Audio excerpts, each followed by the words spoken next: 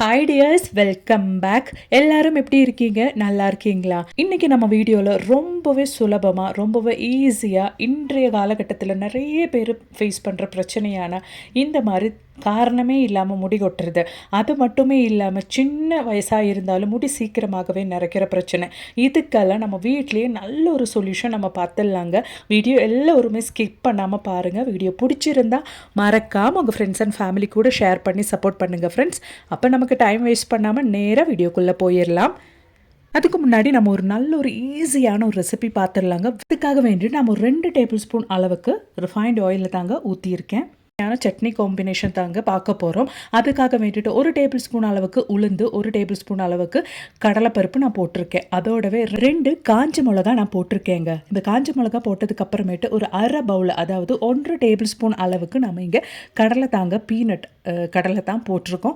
அது தோலோடவே நான் சேர்த்துருக்கேன். நீங்கள் வேணால் தோலை எடுத்துகிட்டு கூட சேர்த்துக்கலாம்.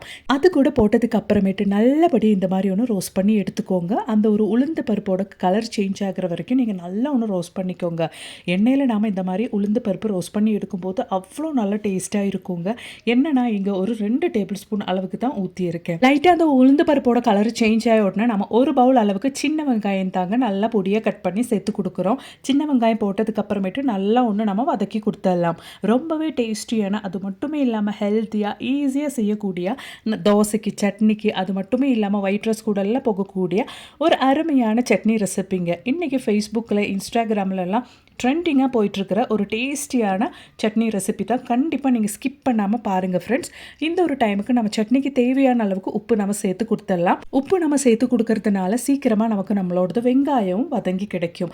நல்லா ஒரு அளவுக்கு நம்ம வெங்காயத்தோட கலர் சேஞ்ச் ஆகும்போது கொஞ்சம் தேங்காய் கூட நான் சேர்த்து கொடுக்குறேங்க. இந்த ஒரு அளவுக்கு சேர்த்து கொடுத்தா போதும். நம்ம எடுத்த குவான்டிட்டி எல்லாம் இதே அளவுக்கு நீங்கள் சேர்த்துக்கோங்க. இல்லை கொஞ்சம் கூடுதலாக உங்களுக்கு வேணும்னா அதுக்கு தகுந்த மாதிரி நீங்கள் கொஞ்சம் சேர்த்து எல்லா இன்க்ரீடியன்ஸும் எடுத்துக்கோங்க. இப்போ நம்ம சேர்த்து கொடுத்த சின்ன வெங்காயம் அது மாதிரி தேங்காய் எல்லாம் லைட்டாக ஒன்று வதங்கினதுக்கு அப்புறமேட்டு தக்காளி தாங்க சேர்த்து கொடுக்க போகிறோம். ஒரு சின்ன நல்ல பழுத்த தக்காளி தான் சேர்த்து கொடுக்குறேன். அதை நம்ம இந்த மாதிரி கட் பண்ணிவிட்டு நல்லா ஒன்று வதக்கி கொடுத்துடலாம். தக்காளி சேர்த்து கொடுத்ததுக்கு அப்புறமேட்டு ஜஸ்ட் ஒன்று வதக்கினா போதுங்க. அதுக்கப்புறமேட்டு நம்ம ஃப்ளேம் ஆஃப் பண்ணிக்கலாம். அப்போ தான் நம்ம சட்னிக்கு நல்ல ஒரு டேஸ்ட் இருக்கும். அதுக்காகத்தான் இப்போ நல்லா வதக்கி கொடுத்துட்டு அதுக்கு ஃப்ளேம் ஆஃப் பண்ணிடலாங்க. ஃப்ளேம் ஆஃப் பண்ணதுக்கு அப்புறமேட்டு ஒரு கைப்பிடி அளவுக்கு கருவேப்பிலை கூட நீங்கள் சேர்த்து கொடுத்துக்கோங்க. இதுக்கப்புறமேட்டு நம்ம இந்த இன்க்ரீடியன்ஸ் எல்லாம் கொஞ்சம் ஆறுனதுக்கு அப்புறமேட்டு மிக்ஸி ஜாருக்கு போட்டுடலாங்க. மிக்ஸி ஜாரில் போட்டு நல்லா ஃபைனாக பேஸ்ட்டாக நம்ம அரைச்சி எடுத்துடலாம். இந்த ஒரு சட்னி போதுங்க. நல்ல தோசை, இட்லி, பணியாரம் அது மட்டுமே இல்லாமல் நல்ல சூடான ஒயிட் ரைஸ் கூட சாப்பிட்றதுக்கு அவ்வளோ நல்லா இருக்கும். சப்பாத்தி கூட ஒரு அருமையான சைட் டிஷ்ஷுங்க. கண்டிப்பாக நீங்களும் வீட்டில் ட்ரை பண்ணி பாருங்கள். பிடிச்சிருந்தா மறக்காமல் உங்கள் ஃப்ரெண்ட்ஸ் அண்ட் ஃபேமிலி கூட ஷேர் பண்ணி சப்போர்ட் பண்ணுங்கள் ஃப்ரெண்ட்ஸ். அப்போ நமக்கு நம்மளோடது அடுத்த டிப் ஒன்று பார்த்துடலாங்க. அதுக்காக வேண்டிட்டு நான் ஒரு இரும்பு தவா தாங்க எடுத்திருக்கேன். அந்த இரும்பு பேனில் நம்ம ஒரு 2 கிராம்பு போட்டுக்கலாம். உங்களுக்கு வேணும்னா கொஞ்சம் கூடுதல் அளவு கிராம்பு கூட நீங்கள் சேர்த்துக்கலாம். நம்ம தலைமுடிக்கு அவ்வளோ நல்லதுங்க கிராம்பு. இதில் 1 டேபிள் ஸ்பூன் அளவுக்கு இந்த ஒரு டீ பவுடரை நீங்கள் சேர்த்து கொடுத்ததுக்கு அப்புறமேட்டு நீங்கள் ஃப்ளேம் லோவாக வச்சுக்கோங்க. இல்லைன்னா சீக்கிரமாகவே இந்த ஒரு டீ தூள் கரிஞ்சு போயிடும். லோ ஃப்ளேமில் போட்டு நீங்கள் நல்லா இது கருக்கிற அளவுக்கு நீங்கள் வறுத்து எடுத்துக்கோங்க. இன்றைய காலத்தில் நிறைய பேருக்கு இருக்கிற பிரச்சனை தான் முடி சீக்கிரமாக நிறைச்சு போகிறது, அப்படி இல்லைன்னா ரீசனே இல்லாமல் முடி கொட்டி போகிறது அப்படின்றது. இன்றைய காலத்தில் இருக்கிற ஃபுட் ஹேபிட்ஸ் அது மட்டுமே இல்லாமல் பொல்யூஷன், லைஃப் ஸ்டைல் இதெல்லாம் தான் இன்றைய காலத்தில் நிறைய பேருக்கு சீக்கிரமாக முடி கொட்டி போகிறது, அப்படி இல்லைன்னா ப்ரீமெச்சூர் கிரே, இந்த மாதிரி பிரச்சனைக்கு எல்லாம் ரீசனாக இருக்கிறது. அந்த மாதிரி இருக்கிற எல்லா பிரச்சனைக்கும் வீக்லி ஒன்ஸ் ஆகுது நீங்கள் இந்த ஒரு ரெமடி ட்ரை பண்ணிட்டீங்கன்னா அதுக்கப்புறமேட்டு உங்களுக்கு அந்த பிரச்சனையே இருக்காதுங்க. அது மட்டுமே இல்லாமல் வயதுனால வர நிறைய பேருக்கு கெமிக்கல் யூஸ் பண்ணுறது பிடிக்காது. அவங்க கூட வீட்டிலேயே ரொம்ப ஈஸியாக நேச்சுரலாக நம்ம ரெடி பண்ணக்கூடிய ஒரு அருமையான ஹேர் டை கூடங்க இது. கண்டிப்பாக நீங்கள் ஸ்கிப் பண்ணாமல் பாருங்கள். அப்போ தான் உங்களுக்கு இது புரியும். நல்லபடியாக நம்மளோட டீ தூள் கலர் சேஞ்ச் ஆயிடுச்சு. லைட்டாக ஒன்று சூடு ஆறுனதுக்கு அப்புறமேட்டு நம்ம இது ஒரு மிக்ஸி ஜாருக்கு மாற்றி ஒன்று பொடிச்சு எடுத்துடலாம். இங்கே உங்கள் முடியோட நீளத்துக்கும் குவான்டிட்டிக்கும் தகுந்த மாதிரி டீ தூளோடதும் கிராம்புவோடதும் அளவு நீங்கள் சேர்த்து எடுத்துக்கோங்க. நல்ல ஃபைனாக நான் இங்கே டீ தூளும் கிராம்பும் சேர்த்து பொடிச்சு எடுத்திருக்கேன். இதுக்கப்புறமேட்டு நம்ம என்ன செய்யலாம் அப்படின்றது பார்த்துடலாங்க. அதுக்காக வேண்டி நான் ஒரு இரும்பு தவா தாங்க அடுப்பில் வச்சு கொடுத்துருக்கேன். இதில் நான் 1 டேபிள் ஸ்பூன் அளவுக்கு ஹென்னா பவுடர் தான் சேர்த்து கொடுக்குறேன். நல்ல குவாலிட்டியான ஹென்னா பவுடர் நீங்கள் வாங்கிக்கோங்க. அப்போ தான் நமக்கு நல்லபடியாக ரிசல்ட் கிடைக்கும்.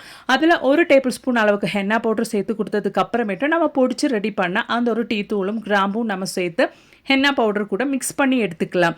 நல்லபடியாக அந்த ஒரு ஹென்னா பவுடரும் அது மாதிரி டீ தூளும் நம்ம மிக்ஸ் பண்ணி எடுத்துடணுங்க.